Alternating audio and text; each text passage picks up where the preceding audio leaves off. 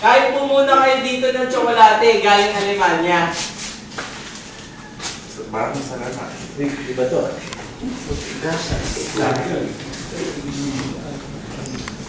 Ang ganda dito at ang lamig pa.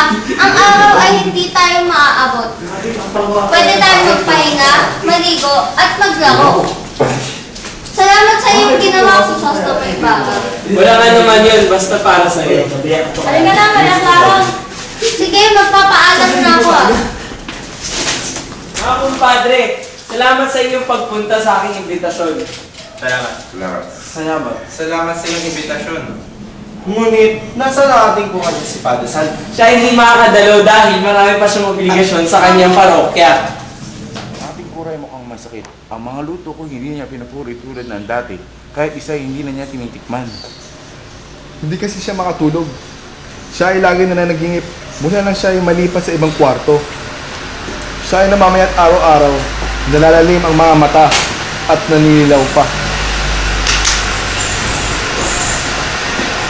Ligpitin na ang mga dapat ligpitin. At ako'y aalis muna. Opo, Padre.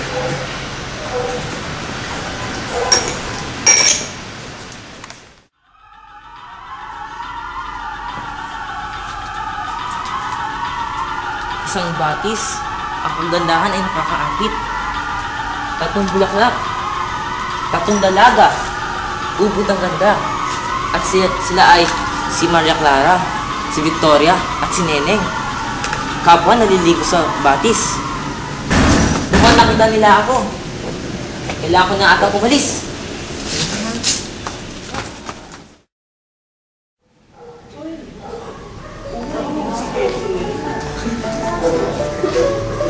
Magandang hapon, Maria Clara. Magandang hapon, Ginoong Ibarra. Magandang hapon, Maria Clara. Magandang hapon, mga Ginoo. Magandang hapon, Maria Clara. Magandang hapon.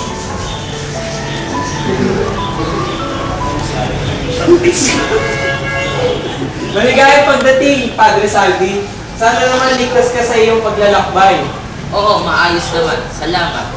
Aba, Bura, puno kaya ng galos. Ikaw ba yung nahulog sa gubat? Inyo pa mahalan? Hindi, ako lamang ay naligaw. Halika! Mukhang kumpleto na lahat ng bisita. Nakahanda ng mga pagkain. Sandali lang. Gusto ko lang kong ipakilala ang gawang sa sumusunod sa akin. Si Guardia Fonsi. Maganda po nga. Halika, Malakara, dito ka. Huwag kang makisama sa mga lalaki.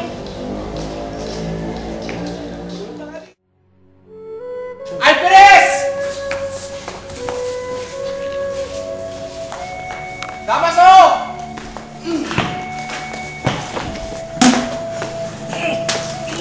Sama!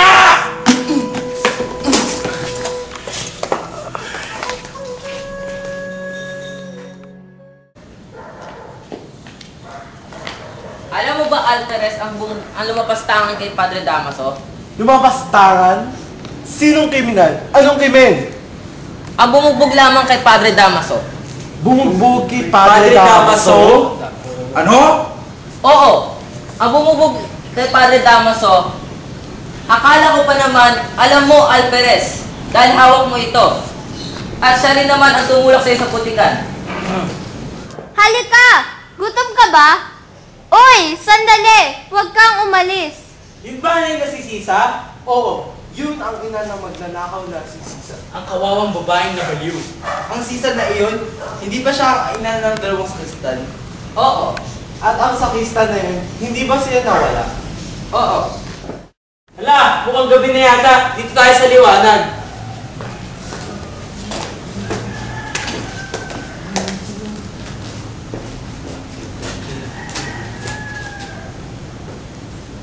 Ha? Nung mawala ka konting pera nyo, ginising nyo kami ng madaling araw, pero nung mawala ang dalawa yung sakristan, ni isang salita wala kang sinabi? Hindi nyo man lang alam ang nawawalang sakristan. Ano? May putok ng baril na nanaig nang mawala ang mga sakristan. Putok ng baril? Oo, putok ng baril. Hindi nyo man lang nahuli ang kriminal at hindi nyo man lang alam kung ano nangyari. Mawalang kwenta! Ano? Gusto ko lang naman tulungan ang nagbabaliw na si Sisa. Papayag ba kayo sa aking ideya? Magandang ideya. Maganda nga. At ipapahanap ko na rin ang kanyang mga anak. Buti. Mabuti ang iyong plano. Kaisosto mo iba, makisali ka sa amin. Kami naglalaro ng 48 tanong sa ruweda ng kapalaran. Sige, sige.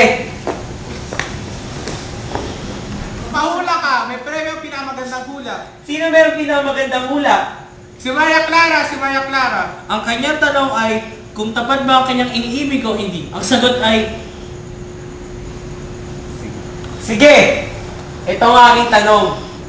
Magtatagumpay ba tayo sa aking plano? Ano ba yan? Bakit ng tanong mo? ang sagot ay, ang panaginip ay panaginip lang. Nagsisinungaling ang libro!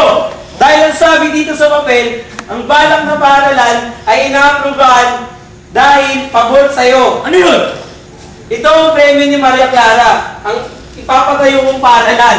Tara, maglaro pa tayo. Sandali lang po, may gagawin na ako.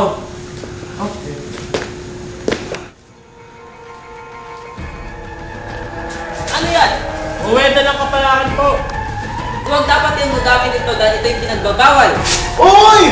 Ano ba? Alam niyo ba, bawal rin pumanila ng gamit ng iba. Dahil na pagdabag yun sa may-ari. Makasalanan yan. Ang tawag dyan ay pagnanakaw at ayaw yan ng Diyos.